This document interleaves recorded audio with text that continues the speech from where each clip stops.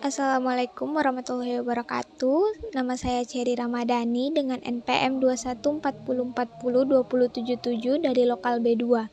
Di sini saya akan menjelaskan materi diskriminasi harga. Diskriminasi harga adalah suatu strategi makroekonomi yang banyak sekali diterapkan oleh para produsen. Dalam strategi diskriminasi harga ini, suatu produk dijual dengan harga yang berbeda dan pada pasar yang berbeda. Jadi, pada produk yang sama, dua orang bisa saja memperoleh harga yang berbeda. Jenis-jenis diskriminasi harga memiliki 3 tingkatan. Tingkat pertama, atau sering juga disebut dengan diskriminasi harga sempurna, umumnya terjadi saat suatu perusahaan mampu memberikan harga yang lebih tinggi bagi mereka yang bersedia membayar tinggi, serta juga menyediakan harga yang mampu dibayar oleh setiap orang. Tingkat 2, perusahaan akan menggunakan volume pembelian sebagai alat ukur kesediaan dalam membeli. Pihak perusahaan akan menjual dengan kuantitas yang lebih kecil dengan harga kecil dan akan menjual dengan kuantitas yang lebih banyak dengan harga yang lebih tinggi. Lalu pada tingkat 3, terjadi bila perusahaan mampu mengelompokkan pelanggan pada beberapa segmen dengan berdasarkan variabel geografis ataupun variabel non-volume lainnya. Lalu perusahaan pun akan membebankan harga yang lebih tinggi pada suatu kelompok pelanggan dan membebankan harga yang lebih rendah pada kelompok lainnya. Keuntungan diskriminasi harga. Yang pertama ada peningkatan pendapatan yang memiliki dua sisi yang berbeda. Untuk perusahaan, mereka masih tetap bisa bertahan walaupun memang tidak bisa memperoleh keuntungan yang besar. Namun untuk perusahaan lainnya, strategi ini bisa saja menimbulkan kerugian. Perusahaan yang bisa mengeruk keuntungan dari diskriminasi harga adalah perusahaan transportasi. Yang kedua, peningkatan layanan konsumen. Bila strategi diskriminasi harga mampu memberikan peningkatan yang signifikan pada pendapatan perusahaan, maka mereka juga bisa meningkatkan layanan pada konsumen. Caranya adalah dengan menggunakan hasil dari strategi ini agar bisa memenuhi keperluan konsumen. Yang ketiga, memberikan keuntungan pada konsumen. Selain mampu memberikan keuntungan pada produsen, diskriminasi juga mampu memberikan keuntungan bagi konsumen. Contohnya, ada harga khusus untuk lansia.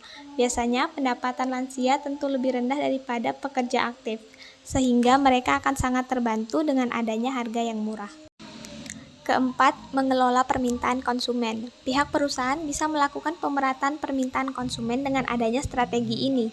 Contohnya adalah dengan cara memberikan harga murah untuk tiket transportasi di pagi hari, sehingga secara tidak langsung akan mendorong pihak konsumen untuk melakukan perjalanan di pagi hari agar bisa memperoleh harga yang lebih murah.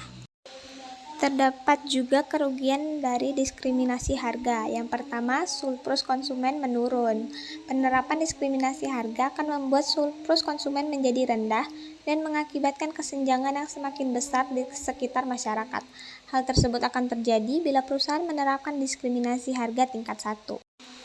Yang kedua, biaya administratif. Dalam menerapkan strategi ini, yang mana konsumen terbagi menjadi beberapa kelompok, maka akan dibutuhkan biaya yang lebih besar. Biaya administratif yang harus dikeluarkan perusahaan akan berakibat pada peningkatan harga produk secara langsung. Lalu yang ketiga, ketidakadilan bagi konsumen. Walaupun strategi ini ditetapkan dan dilakukan dengan berdasarkan kelompok sosial tertentu saja, namun konsumen akan merasakan ketidakadilan. Contohnya, orang dewasa dan lansia harus membayar suatu produk dengan harga yang berbeda. Lalu yang keempat, harga yang terlalu tinggi untuk beberapa orang. Bila ada konsumen yang merasa diuntungkan dengan adanya harga yang lebih rendah, tentunya akan ada juga konsumen lainnya yang dirugikan karena harus membayar dengan harga tinggi. Penerapan diskriminasi harga. Yang pertama, seluruh jenis transportasi saat ini mulai dari transportasi darat, laut, hingga udara menerapkan tarif harga yang berbeda-beda. Perbedaan harga ini didasarkan pada berbagai hal seperti kelas, waktu, berangkat, sampai dengan usia. Lalu yang kedua ada harga retail. Pihak produsen bisa menjual produknya pada suatu perusahaan retail yang sama pada beberapa daerah secara bersamaan. Perbedaan harga di dalamnya hanya berdasarkan pada berapa banyak jumlah produk yang dibeli oleh masyarakat di daerah tersebut. Lalu yang ketiga, kupon. Memberikan kupon adalah cara produsen agar bisa membedakan konsumen mana yang lebih sensitif pada harga dan mana yang tidak. Lalu yang keempat, harga premium. Harga premium yang ditetapkan pada suatu produk artinya produsen mengeluarkan biaya marginal yang lebih tinggi untuk produk tersebut daripada produk lainnya. Penerapan harga seperti ini akan memberikan keuntungan secara tidak langsung pada produsen, yakni konsumen yang bersedia untuk membeli produk premium dan rela mengeluarkan uang yang lebih banyak. Keberhasilan diskriminasi harga. Strategi ini dikatakan berhasil saat perusahaan mampu mencegah pengiriman barang dari pasar yang lebih murah ke pasar yang lebih mahal, atau menghindari penjualan kembali dari individu yang membeli produk secara murah lalu menjual kembali kepada yang lebih mahal. Maka dari itu, biaya transportasi memiliki peran yang penting. Tingginya biaya transportasi akan mengurangi keuntungan yang didapatkan dari penjualan kembali berbagai barang, yang mendukung keberhasilan diskriminasi harga. Untuk itu, jangan heran bila praktik diskriminasi ini lebih berhasil diterapkan pada pasar asing yang berbeda karena melibatkan jarak tempuh, sehingga akan meningkatkan biaya transportasi. Sekian dari materi yang dapat saya sampaikan, kurang dan lebihnya mohon dimaafkan dan semoga bermanfaat. Wassalamualaikum warahmatullahi wabarakatuh.